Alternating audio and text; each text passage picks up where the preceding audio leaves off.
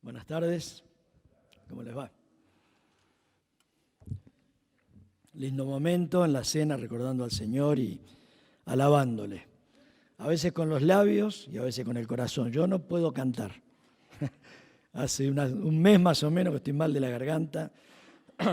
Así que hoy vamos a hablar tranquilo, bajo. Gracias a Dios por estos aparatos que nos llevan, ¿no? Nos ayudan. Vamos a abrir la Biblia en Tito, la carta del apóstol Pablo a Tito, capítulo 2.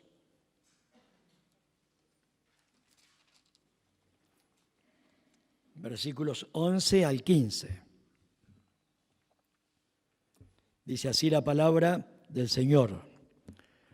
Porque la gracia de Dios se ha manifestado para salvación a todos los hombres, enseñándonos que, renunciando a la impiedad y a los deseos mundanos, vivamos en este siglo sobria, justa y piadosamente, aguardando la esperanza bienaventurada y la manifestación gloriosa de nuestro gran Dios y Salvador Jesucristo, quien se dio a sí mismo por nosotros para redimirnos de toda iniquidad y purificar para sí un pueblo propio, celoso de buenas obras. Esto habla y exhorta y reprende con toda autoridad. Nadie te menosprecie. Versículo 14 tiene una relación directa con el que leyó Hugo en Hebreos capítulo 1, versículos 1 al 4. Pero ahí dice, el cual habiendo efectuado la purificación de nuestros pecados por medio de sí mismo, porque todo lo venía haciendo, dice, con la palabra de su poder, pero cuando tuvo que salvarnos, tuvo que tomar nuestro lugar. Eso fue lo terrible. Mire si lo pudiera haber hecho con la palabra de su poder, pero el plan de Dios, que a veces no lo entendemos, si bien lo predicamos y lo disfrutamos, es tan grande que Él tuvo que morir. La paga del pecado es muerte y el Señor tenía que ir a la cruz y allí ser cargado, como dice la palabra en Isaías 53, 5 y 6, con el pecado de todos nosotros. En unos minutos quiero hablar algo de la gracia. Bueno, es como meter el mar en un vaso de agua. Es imposible. Pero en pocos minutos voy a tratar de ver algo de la gracia de Dios. Un tema que siempre nos apasiona a todos. Uno de los atributos de Dios, un gran atributo. Si bien nos quedamos a veces con aquellos tres que son incompartibles con el hombre, como es la omnisciencia, la omnipotencia y la omnipresencia, sin embargo los otros en cierta manera se pueden compartir. Pero la gracia de Dios es única. Aparece muchas veces en la Biblia, no me dediqué a contarla, sé que con la misericordia y el amor son las tres que más aparecen. Dios es un Dios de gracia. Y acá en el libro de Tito, que Pablo le está escribiendo, más o menos en el tiempo que escribe 1 Timoteo, antes de ser encarcelado, para morir luego, viene hablando de temas que parece no estar de acuerdo con esto, pero Dios a veces coloca como una bisagra en los libros, en los capítulos, para que entendamos el porqué. Viene hablando primero de la salvación, de la piedad en el capítulo 1, luego habla de los ancianos que eran necesarios en las congregaciones, diciendo, para esta causa le dice a Tito, te dejé en Creta para que corrigieses lo deficiente, colocando ancianos en cada iglesia, constituyendo, poniendo, reconociendo, orando para que Dios le dé la gracia a Tito de ver quién eran los hermanos que debían estar allí, porque los cretenses eran, prácticamente terribles, dice la misma palabra. Aquí, si uno va a la historia, la isla de Creta era una isla verdaderamente llena de hombres y mujeres llenos de pecados, controversiales, rebeldes, mentirosos, como estamos viviendo los días de hoy. Entonces Tito tenía que ver esto y le da a Pablo el consejo de cómo tenía que ser el carácter, el ministerio, la familia, la posición de estos hombres que iban a realizar el ancianato en la iglesia del Señor. Luego habla en el capítulo 2, comienza hablando de las mujeres mayores, de las ancianas, de los hombres, pasa a los jóvenes, Y dice que en todo, toda esta carta de Tito, dice, en todo debemos adornar la doctrina de nuestro Señor, el Salvador, el Señor Jesucristo. Una cosa es estar bien, otra cosa es tener la casa adornada. Una casa puede estar bien pintada, pero si usted la ve vacía, no le va a llamar mucho la atención. Usted está esperando los muebles, las luces, los adornos, los apliques, las flores. Acá tenemos un hermoso salón y siempre, aunque muchas son artificiales, pero hay algo que le da más belleza. Si usted quita el adorno, todo está lindo, pero Dios no se conforma con lo lindo. Dios quiere lo mejor, lo excelente. Por eso requirió siempre lo mejor en el Antiguo Testamento. Lo mejor de las ovejas, lo mejor de las vacas, lo mejor de las cabritas, lo mejor del vino, lo mejor del aceite, lo mejor de las personas, lo mejor de los primogénitos, lo mejor de las ofrendas. Dios es alguien que al ser tan excelente siempre va a buscar la excelencia. Por eso dice la Biblia en Filipenses capítulo 1, versículos 10 y 11 que debemos aquilatar nuestra vida. Tenemos que dejar lo malo por lo bueno y después lo peor y tenemos que ir creciendo hasta llegar a la excelencia, lo mejor. Dios siempre va a querer lo mejor, o sea, Dios no se conforma con poco. Y si usted hace un estudio de todo el Antiguo Testamento, principalmente el libro de Levíticos y también los otros 4 libros de Moisés, va a encontrar que Dios quiere, requiere o busca lo mejor. Cuando escogió a un hombre, si bien no escogió lo mejor en ese momento, pero aquel sí que le iba a responder, o una mujer, o una familia, como ya lo he dicho. Y acá termina diciendo que debemos adornar en todo la doctrina, capítulo 2, versículo 10, de nuestro Dios, nuestro gran Dios, dice más adelante, y Salvador. Acá dice nuestro Dios y Salvador Jesucristo. Pero había una gran necesidad, y la gran necesidad del hombre y de la mujer a través de todos los tiempos es la gracia de Dios. Aquellos que leen a la Cueva, si lo tienen o lo han tenido, lo buscan por Google, van a ver que uno de sus libros, por la gracia de Dios pude comprar en un tiempo bastante de la colección de él, y hay un libro que lo he leído muchas veces, y se llama La gracia de Dios ante la miseria del hombre. Las doctrinas de la gracia. Y las doctrinas de la gracia se manifiestan siempre en medio de la miseria del ser humano. Por eso ese libro es precioso, pero no hace falta ir a leer a la Cueva, si bien es bueno tener comentarios y leerlos y estudiarlos e ir creciendo junto con la Biblia, primeramente la palabra, luego anexar otros libros para el estudio. En la Biblia vemos que la gracia de Dios es inconmensurable. La palabra gracia, vamos al griego, no hay tiempo para ver el hebreo, pero es la palabra charis. Usted la puede ver escrita como charis. De ahí viene la palabra carisma. La gracia tiene que ver con lo bueno, con lo agradable, con lo que atrae, con lo que es lindo, con lo que es bello. Por eso la palabra de Dios siempre habla que, o nosotros decimos, qué gracia tiene esta persona, o tiene carisma, de ahí viene la palabra carisma. Hablamos de los dones carismáticos, los cuales están en la iglesia. Sí, están en la iglesia. Todos los dones son carismáticos. Ahora hay algunos que ya no están vigentes y hay otros que siguen vigentes y lo estarán hasta que el Señor venga a buscar a la iglesia. Pero la charismata o carismata son los dones de la gracia. Y la gracia de Dios es como un mar abundante que desde el Antiguo Testamento empieza a manifestarse. Primeramente en una persona. La primera vez que aparece la palabra gracia en el Antiguo Testamento, ¿recuerdan con qué personaje fue? Ahí lo dijeron fuerte. Con Noé, muy bien. Y Noé halló gracia ante la presencia de Dios. Se venía el diluvio. En el capítulo 6 dice que los hombres vivían tan corruptamente en cuanto a lo sexual, a lo moral, que Dios dijo, esto se termina, no va más. Y luego de 120 años, cuando termina de construir el arca Noé, donde entró él y su familia, 8 personas, el juicio de Dios vino y se derramó sobre esta humanidad. Pero antes, dice la Biblia, más Noé, que era varón justo y perfecto, no que no tenía pecado, pero que seguía los lineamientos de Dios, la misericordia de Dios, los propósitos de Dios, y buscaba seguramente Noé el rostro de Dios, dice la palabra de Dios, halló gracia Halló el favor inmerecido de Dios que a través de los años los hombres y las mujeres que tuvieron este privilegio de encontrarse con la gracia de Dios no volvieron a ser iguales. La gracia de Dios es la misericordia derramada hacia el hombre, el don inmerecido del perdón.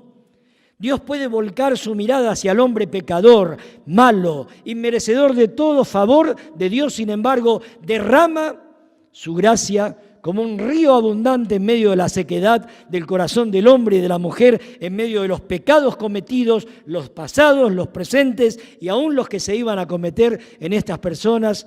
Y la Biblia dice, halló gracia. Tristemente, Sodoma y Gomorra hallaron juicio.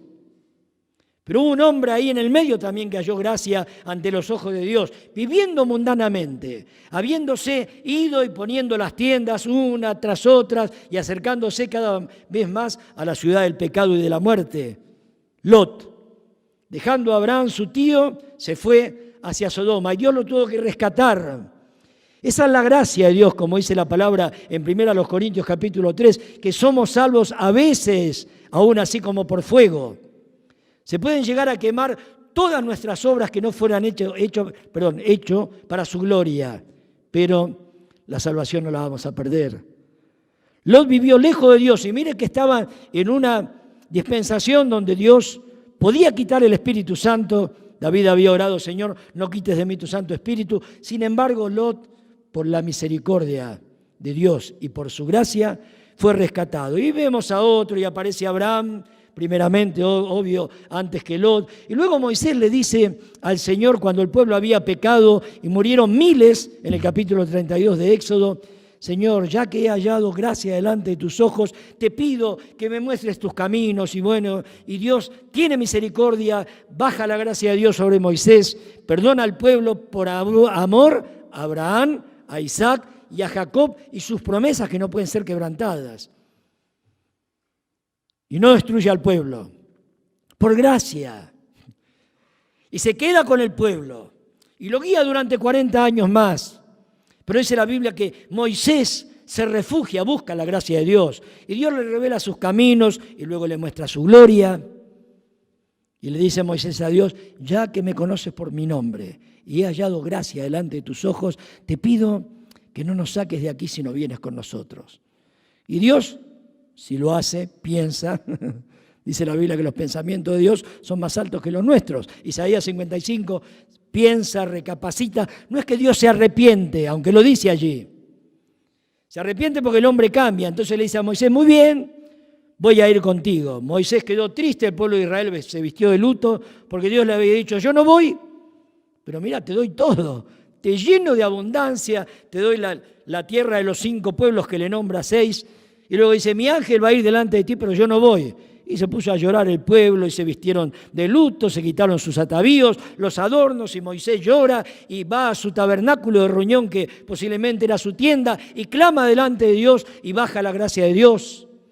Y está David ahí cuando descuida ese rincón en su palacio y peca contra Dios. Y dice la Biblia, más David halló gracia. Y Dios lo perdonó y David termina orando al Señor el salmo que todos conocemos. Alguien dijo hace poco, no sé, yo lo escuché por YouTube o algo, tendríamos todo que estudiar de memoria el Salmo 51 y clamar a Dios en medio de nuestros pecados. Y David comienza el Salmo diciendo, hay otras palabras allí, pero es lo mismo. Ten piedad de mí, oh Dios, conforme a tu misericordia, conforme a la multitud de tus piedades. Ahí está la gracia de Dios. Borra mis rebeliones. ¿Por qué? Porque yo reconozco mis rebeliones y mi pecado está siempre delante de ti. Contra ti solo he pecado y he hecho lo malo delante de tus ojos. Y sigue, y sigue, y sigue, y dice, crea en mí, oh Dios, un corazón limpio y renueva un espíritu recto dentro de mí. Vuélveme el gozo de tu salvación y espíritu noble me sustente. Pero uno puede ver la gracia de Dios así en pinceladas con algunas personas, con un pueblo como el pueblo de Israel, con alguna nación que no era el pueblo de Israel como Nínive, donde la gracia de Dios fue por poco tiempo. Siempre me llamó la atención. Jonás va y predica en Nínive, una ciudad de aproximadamente 1 millón de habitantes, y dice la Biblia que se arrepintió el rey, los súbditos, el pueblo, hombres, mujeres, los niños y hasta las bestias. hizo proclamar ayuno el rey. Tremendo. Por boca de un hombre incrédulo, aborrecedor de los gentiles como fue Jonás. No digo que no era un hombre de Dios, era un profeta de Dios. Pero sin embargo Nínive halló gracia por un tiempo. ¿Qué pasó? Era el Antiguo Testamento, hermanos. Luego Nínive volvió a ser cruel, impetuosa contra los enemigos y principalmente contra el pueblo de Dios, y a los pocos años Nínive cayó por los juicios de Dios ejecutados por Nabucodonosor. Se terminó.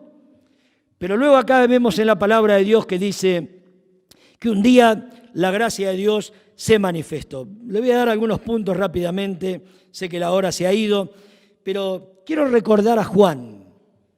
Algo leyó Hugo, pero el capítulo 1 del Evangelio de Juan es maravilloso. Y me llama la atención que Pablo haya escrito tantas cartas, que Juan haya escrito 5 libros y que Pedro haya escrito 2. ¿Y saben cuál es la palabra que más aparece allí? La palabra gracia.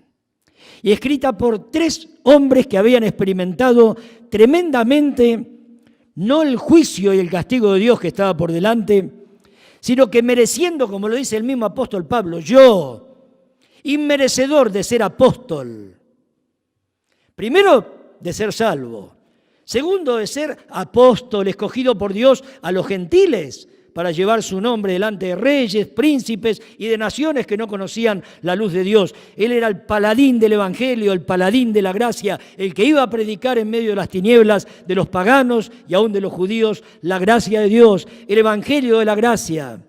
Si hay alguien que podemos decir que llevaba el Evangelio de la gracia en su corazón, en su vida, en su alma, dentro de sí, que lo había experimentado en una forma especial, ese fue el apóstol Pablo. Pero luego sigue el apóstol Pedro, un hombre rudo, como sabemos, pescador, con callos en las manos, con olor a pescado, con las escamas pegadas. Un día estando ahí a la orilla del mar de Galilea, llega el Señor, le pide su barca. Dios es Dios y elige las cosas mínimas, ínfimas. Aunque como dije hoy, quiere lo mejor, iba a sacar lo mejor de Pedro. Dios elige a los hombres y a las mujeres, no pensando en lo que son hoy, sino en lo que van a llegar a ser. Y por la gracia de Dios, como decía Hugo, vamos a estar en el cielo. La cruz nos asegura el cielo. La muerte de Cristo asegura que yo tengo vida. El juicio que cayó sobre el Señor en la cruz nos habla de que fuimos perdonados una vez y para siempre. Y la gracia, que no es obra, que no es mérito, nos dice que vamos a ir al cielo porque Cristo murió y nos escogió a cada uno de nosotros para estar en aquel lugar. Y ahí está Pedro, le dice al Señor, Señor, ¿qué va a pasar? Mirá, Pedro, miren ustedes, todos me van a negar. ¿Qué? Todos me van a negar. Señor, aunque todos estos, hasta menosprecia y desprecia a sus congéneres, a sus consiervos. Aunque todos te negaren, yo nunca te negaré. Y si es necesario a la muerte voy a ir contigo. El Señor lo mira, que conoce el corazón, el pasado, el presente y el futuro. ¿Cuánta tristeza habrá habido en los ojos de Cristo y en su corazón? Lo mira a Pedro y le dice, Simón, Simón, Satanás os ha pedido. Guarda que Satanás pide a veces, ¿eh? Y Dios da permiso hasta cierto punto, para zarandearte como al trigo. Pero yo he rogado por ti. Fíjese que el Señor no ruega para que no caiga. Sabía que Pedro iba a caer, pero le dice, Simón, yo he rogado al Padre por ti. ¿Para qué? Para que tu fe no falte. El sacudón, el cimbronazo, Pedro lo iba a recibir.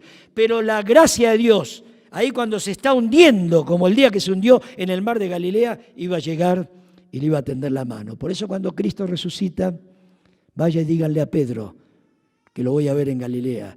Por eso cuando está el Señor con un pez asado a la orilla del mar de Galilea, Pedro se ciñe la ropa, se tira al mar nadando hasta unos 80 metros y se encuentra con el Señor y ya empieza la conversación. Y es este Pedro que puede decir en su epístola, lo dice varias veces, obviamente no tanto, escribió menos que Pablo, mas el Dios de toda gracia, que nos llamó a su gloria eterna. Por medio de Jesucristo, a Él sea la gloria, la honra, por los siglos de los siglos. Amén, hasta el día de la eternidad. Y está Juan también. Y Juan habla de la gracia de Dios. Y aquellos íntimos de él son los que habían experimentado la gracia de Dios. Y Juan dice en su evangelio, y en el principio era el verbo, y el verbo era con Dios, y el verbo estaba con Dios, y el verbo era Dios. Este era en el principio con Dios. Todas las cosas por él fueron hechas, y sin él, sin Cristo, nada de lo que ha sido hecho fue hecho. En él estaba la vida, y la vida era la luz de los hombres. La luz en las tinieblas resplandece, y las tinieblas no prevalecieron contra la luz. Hubo un hombre enviado por Dios que se llamaba Juan, el Bautista. No era él la luz, sino que vino para que diese testimonio de la luz. Otra vez repite, no era él la luz, pero aquella luz verdadera, ponga gracia, que es lo mismo. Aquella luz verdadera, la gracia, la manifestación, vemos ahora, de la gracia de Dios, venía a este mundo. El mundo por él fue hecho y el mundo no le conoció. A lo suyo vino, ¿a qué? A salvar, a desparramar como un río abundante la gracia de Dios. Y los suyos, el pueblo de Israel, ahí es diferente. Primero los suyos, su ministerio. Y los suyos, el pueblo que había elegido Dios por gracia. Como dice en Deuteronomio capítulo 6, versículo 4, 6, no me acuerdo bien ahora, no te escogí porque eras bueno, porque eras lo mejor, sino porque eras pequeño, lo más insignificante que había sobre la tierra. Yo te escogí para mostrar en mí tu poder.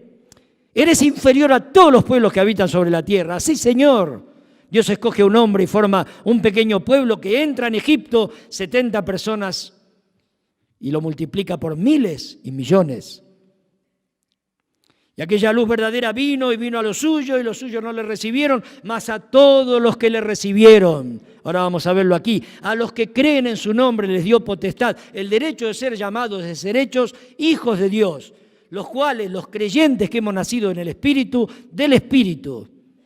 No somos engendrados ni por voluntad de carne, ni de voluntad de varón, sino de Dios.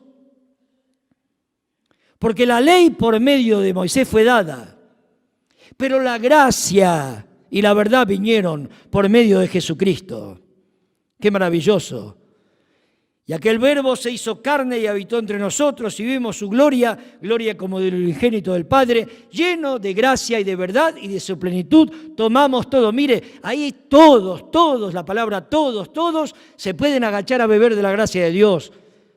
Inmerecida, sí Señor, pero abundante para perdonarnos, para limpiarnos, para salvarnos, vamos a ver ahora ya rápidamente, para sostenernos y meternos a todos en el cielo. Porque la ley por medio, 1:17 creo que es, por medio de Moisés fue dada la ley. La ley es como que si uno estaría en la oscuridad y de repente se prenden incontables reflectores. Y aquel que tenía la ropa sucia, ¡epa! En la oscuridad, todos los gatos son pardos. Para eso vino la ley. Eso explica Pablo a los Gálatas. Por eso cuando aparece la luz, nos muestra lo que somos. Por eso cuando Cristo nace la gracia de Dios. Por eso Cristo y la gracia en este pasaje son indistintos. Si vino Cristo, vino la gracia. Y ahora vemos, y si se manifestó la gracia, ¿quién se manifestó? Cristo, lo terminamos, yo lo dije de memoria, pero lo terminamos de ver. En el corazón de Dios estaba que Cristo, el Verbo, se hizo carne. Y a Dios, hoy lo nombró Hugo, nadie le vio jamás. Y Dios hace que Cristo sea la exégesis del Padre. El unigénito Hijo que está en el seno del Padre, Él le ha dado a conocer. ¿Y qué vimos? Dice Juan. Luego en su primera carta dice, le hemos visto, le hemos palpado, le hemos tocado, lo hemos contemplado, tocante al verbo de vida, porque la vida, la gracia de Dios, la misericordia, el perdón, se manifestó y la hemos visto. No por casualidad, queridos hermanos y hermanas. Usted va a 1 de Juan capítulo 1, termina de cerrar ese, porque los hombres dividen los capítulos, esas palabras y enseguida comienza a decir, Dios es luz. Y luego habla de la misericordia y que si tenemos comunión unos con otros, la sangre de Jesucristo, su Hijo, nos limpia de todo pecado. Y luego dice que tenemos abogado para con el Padre y habla de la gran y repite Juan el amor y la gracia y la misericordia. Versículo 12 11, perdón, porque la gracia de Dios se ha manifestado. Ahí la palabra manifestar es epifaneia, y es aparecer de un lugar oscuro que no se veía a esa luz, como yo le nombré recién. La ley vino para mostrarle al hombre qué pecador era. Usted va leyendo el libro de Romanos capítulo 3 y cuando llega al final, antes que hable el apóstol Pablo, comience a hablar de la justificación por medio de la fe, dice la Biblia que por medio de la ley es el conocimiento del pecado. Y ahí la palabra es epignosis amartía. ¿Qué significa? El apóstol Pablo le está diciendo a los romanos, ojo con insistir con las obras. Miren que por la ley ustedes tienen un alto conocimiento, epignosis amartía, epi arriba de, gnosis conocimiento, amartía pecado. Uno sin la ley de Dios no tendría conocimiento del mal. Por eso la ley vino como un freno a las transgresiones del pueblo judío. Pero cuando llegó el cumplimiento de la promesa, dice allí en Gálatas, ya no estamos más bajo la ley, se terminó. Porque ahora la gracia vino y ha inundado todo y se ha predicado a todo el mundo por boca de Pedro, de Pablo y de Juan, aquellos que habían experimentado la gracia de Dios, que estaban tan seguros que iban a estar en el cielo, que Pablo termina diciendo, miren, no soy digno de ser llamado apóstol porque perseguía a la iglesia de Dios, ya lo dije hoy esto, pero trabajé más que todos los apóstoles, pero no yo, sino la gracia de Dios en mí. Y por la gracia de Dios soy lo que soy. Donde te olvidaste de esto, sonaste. Si hay un arma que tiene el diablo para hacernos dudar y amedrentarnos, es quitar de nuestros corazones, de nuestra mente, y dejar de meditar, aprender y enseñar la gracia de Dios. Un día estaba con un hermano al lado de otro que estaba llorando porque había pecado. Y este hermano lo miró y le dice, fulano, hasta ahora estabas creciendo en el conocimiento. Citando, ahora yo lo recuerdo, 2 de Pedro, capítulo 3, versículo 17 y 18. De ahora en adelante vas a comenzar a crecer en la gracia. Tenemos entonces una gracia manifestada, que aparece en la epifanía desde un lugar oscuro y así va a ser la venida del Señor. Y se manifiesta, porque la gracia de Dios se ha manifestado para salvación. Es una gracia eterna. Ahora le llama la Biblia acá una gracia manifestada. Ya lo dije en todas mis introducciones que son largas, ya he hablado que la gracia de Dios viene desde la eternidad y hasta la eternidad. Ahora yo me pregunto, cuando estaba el Padre, el Hijo y el Espíritu Santo, la Trinidad, ¿Dios tenía gracia? ¿A quién se le iba a mostrar? No, la gracia no es solamente para perdonar pecado. La gracia es parte del carácter, la esencia misma de Dios Padre, de Dios Hijo y de Dios Espíritu Santo. Por eso cuando el hombre peca, que se manifiesta la gracia. Y cuando viene Cristo se manifiesta la gracia para salvación. Pero es una gracia no solamente eterna manifestada, sino salvadora. Porque la gracia de Dios se manifestó para salvación. Hermanos queridos, cuando predicamos el Evangelio, estamos predicando el Evangelio de la gracia. Es muy amplio el tema del Evangelio. El Evangelio no es solamente Cristo vino, murió por nuestros pecados. Bueno, Pablo dice, les he predicado el Evangelio que yo asimismo primeramente recibí. 1 Corintios 15, 1 al 4. Que Cristo murió por nuestros pecados conforme a las Escrituras, que fue sepultado conforme a las Escrituras y que resucitó al tercer día conforme a las Escrituras. Ahí está la gracia condensada. En un pequeño recipiente el apóstol Pablo pone todo el contenido del mensaje del Evangelio. Cristo vino, Cristo murió. Cristo vino, murió y Cristo resucitó. Cristo vino, murió, resucitó, fue sepultado, pero en ese pasaje habla de la resurrección de los santos y termina hablando de la segunda venida de Cristo por nosotros. Es una gracia salvadora. Uno puede decir, soy salvo. Y si te preguntan o vos te preguntás a ti mismo, ¿por qué? Y yo no tengo otra cosa que decir, por la gracia de Dios. Un escritor decía, un día te vas a encontrar en la puerta del cielo. Eso es una metáfora, medio fábula. Un pensamiento que se le viene al hombre en la cabeza. Yo lo he leído en libros, usted quizá también lo ha leído en algún comentario. Entonces Dios Los mundanos a veces ponen San Pedro, como que San Pedro tiene la llave del cielo y nos va a abrir. Pedro entró por gracia al cielo y ninguno desde Adán hasta el último que viva sobre la tierra va a entrar por obra. Esto lo asegura la palabra y usted lo sabe muy bien. Ni usted, ni yo, ni nadie. Pero, dice, algunos le van a decir, y bueno, yo fui a la iglesia, me bauticé, traté de portarme bien. Y bueno, hice méritos porque mirá, nunca adulteré, no robé, no dije malas palabras, todo al infierno de cabeza. ¿Pero cómo? ¿No es que se salvan los buenos? No, hermano, se salvan los malos. Los malos van a estar en el cielo. Francisco Lacueva decía, dando testimonio de su conversión en el Colegio Manuel Belgrano, si se acuerdan, en el anfiteatro, allí donde se hacen los... Dice, ¿saben, don Francisco, por qué usted se salvó? Mire que el catolicismo y la sobra y esto que el otro. Y él termina contestando, ¿saben por qué yo me he salvado? Bien con su acento español. Pues yo era muy malo, dice. Los otros, dice, sacerdotes no eran tan malos como yo, pero yo era muy malo. ¿Y eso lo llevó a qué? Cuando uno ve que se está hundiendo, ahí es cuando abraza la gracia de Dios. Es una gracia salvadora. No podemos hablar de gracia sin salvación y no podemos hablar de salvación por medio de Cristo si no es por la gracia. Por eso la gracia se manifestó en Cristo. Pero es una gracia también universal. Voy marcando los puntos rápidamente porque tengo que terminar. Acá, queridos, no hay naciones, no hay razas, no hay lugares inhóspitos, no hay pobres, no hay ricos, no hay ilustrados, no hay analfabetos, donde la gracia de Dios no pueda llegar y tomar la presa que quiere tomar el Señor Jesucristo para salvarlo. Por eso la salvación comienza en Asia. Y la recibe un etíope que venía a adorar en Jerusalén, pero no había encontrado la verdad y Felipe le predica. Y la salvación se va al África.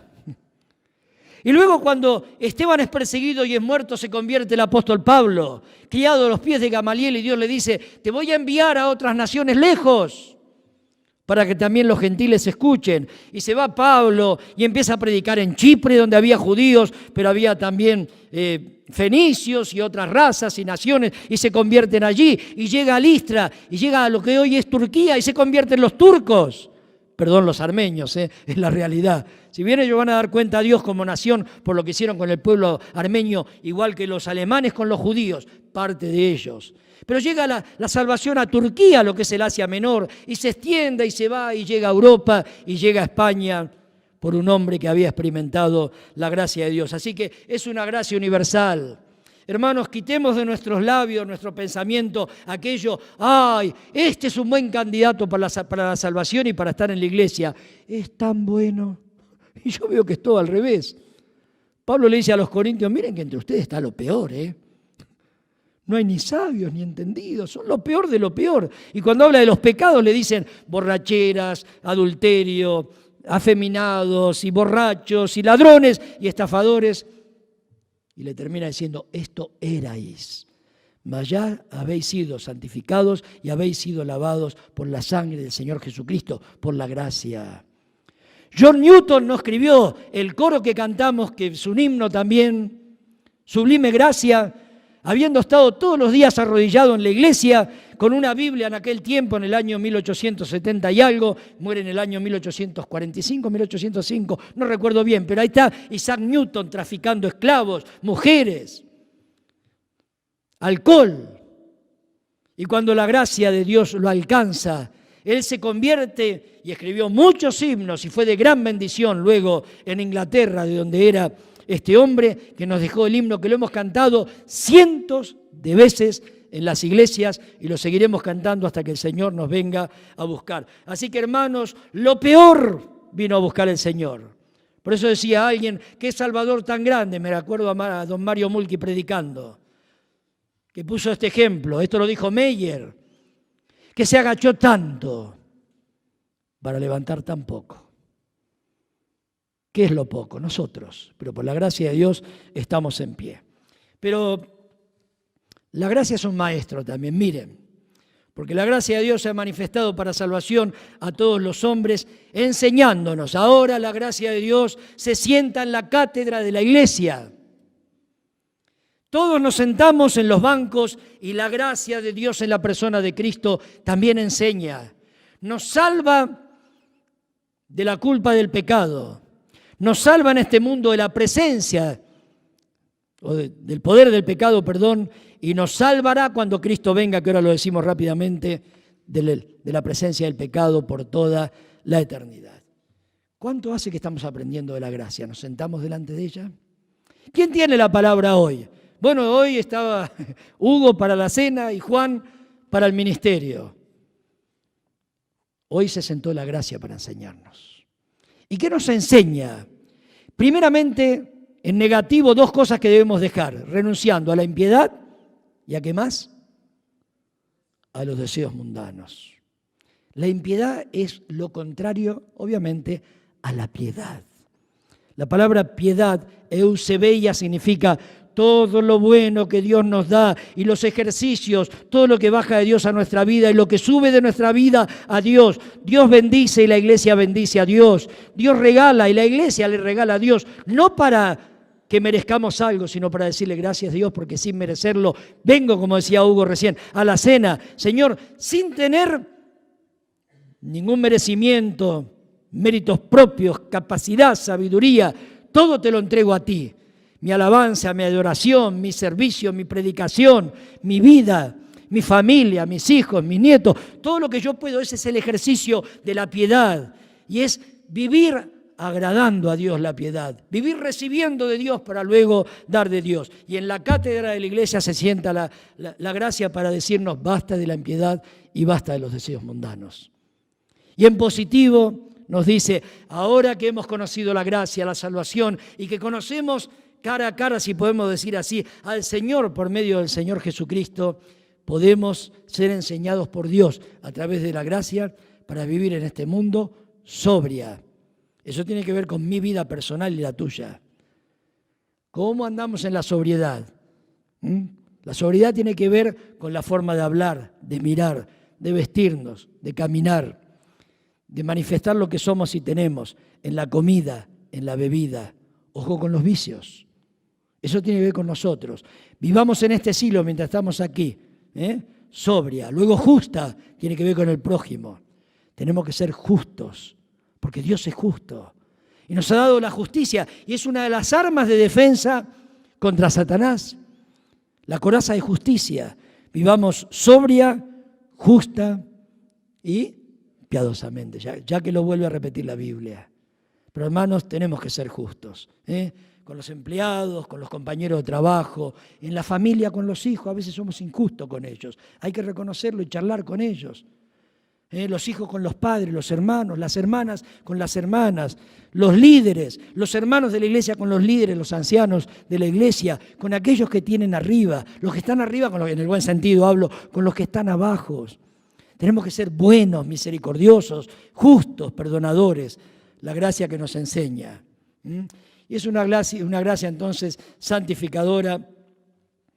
Y termino, pues está incluido esto y se me fue la hora, con una gracia esperanzadora. Qué lindo. ¿Qué dice la Biblia? Bueno, yo la cerré, ¿no? Pero la abro otra vez. Tendría que tomarme 10 minutos más, pero no lo voy a hacer.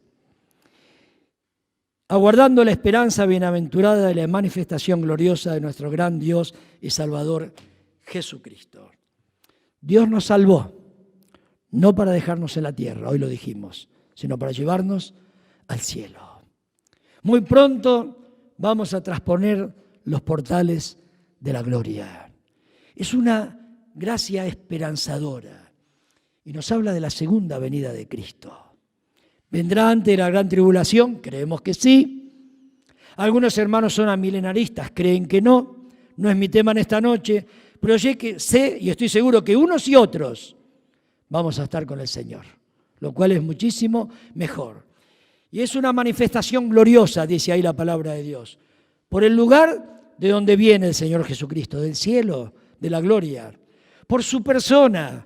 Le vamos a ver, dice la palabra de Dios, tal como lees, 1 de Juan capítulo 3, versículo 3, por la forma en que se va a manifestar, primeramente llevándose a la iglesia y luego en gloria, por el propósito, porque nos viene a buscar para llevarnos a la casa del Padre, por su obra en la cruz, vamos a estar en el cielo.